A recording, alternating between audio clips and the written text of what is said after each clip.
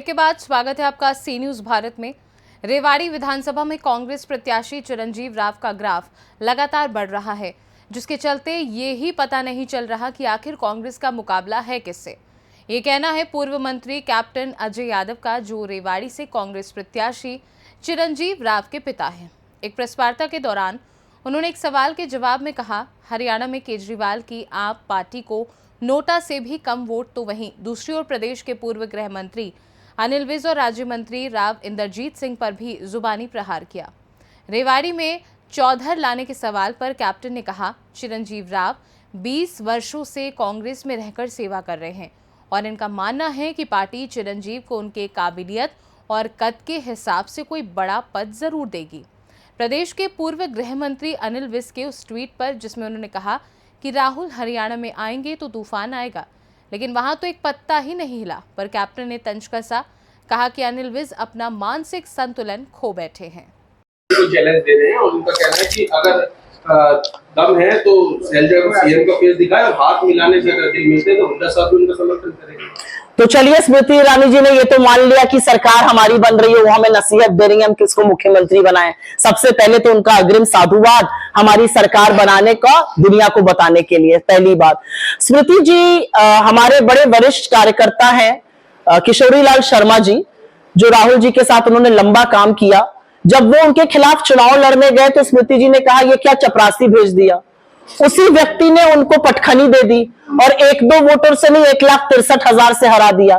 तो स्मृति ईरानी जी का अभी थोड़ा सा उनको मन और मस्तिष्क पर गहरा आघात लगा है। वो राहुल गांधी को क्या चैलेंज कर रही है, वो वजूद की लड़ाई तो बीजेपी में बेचारी खुद लड़ रही है। ये राहुल गांधी जी के रोड शो में ये चुनाव प्रचार बंद होकर चुनाव होने में क्या कहेंगे? देखिए, चुनाव जो है अपने चरम सीमा पे है और कल अशोक गहलोत जी आए थे।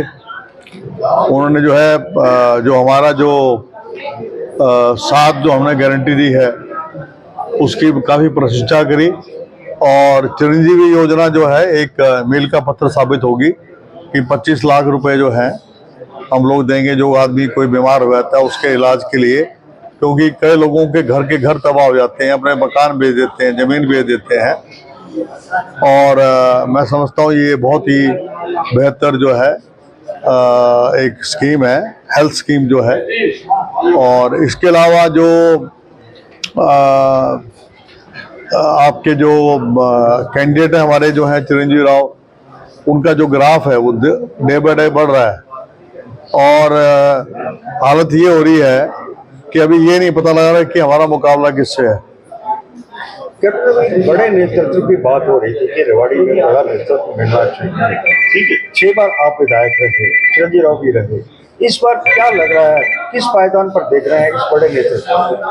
नहीं, चिरंजीव राव जो है 20 साल से सेवा कर रहा है, NSY में रहा है, यूथ कांग्रेस में रहा है और इसके अलावा जो है IYC का सेक्रेटरी रहा है, अब AICC का सेक्रेटरी है, MLA है। तो वो कोई दूध पीता बच्चा तो नहीं है। तो मैं समझता हूँ कि पार्टी जो है उनके कद के मुताबिक, उनकी योग्यता के मुताबिक उनको स्थान देगी। कैप्टन साहब, 7 बड़ी गारंटी कांग्रेस दे रही है, भाजपा की गारंटियों को कैसे देख रहे हैं? भाजपा तो कॉपी कैट है। हमने 2000 कहा था महिलाओं को देंगे, जो गृहिणी है घर की 18 साल से लेकर 60 साल के बीच में 2000 रुपये देंगे, उन्होंने 2100 रुपये कर दिए। राव इंद्रजीत सिंह ने पूरी ताकत झोंक रखी है दक्षिण हरियाणा की 15 सीटों को जिताने के लिए और दावा कर रहे हैं कि 15 सीटें भाजपा ही जीतेगी। राव इंद्रजीत सिंह जी पहले अटेली में अपना जो अस्तित्व है उसको पहले बचाने की कोशिश कर रहे हैं, सारा टाइम वहीं लगा रहे हैं।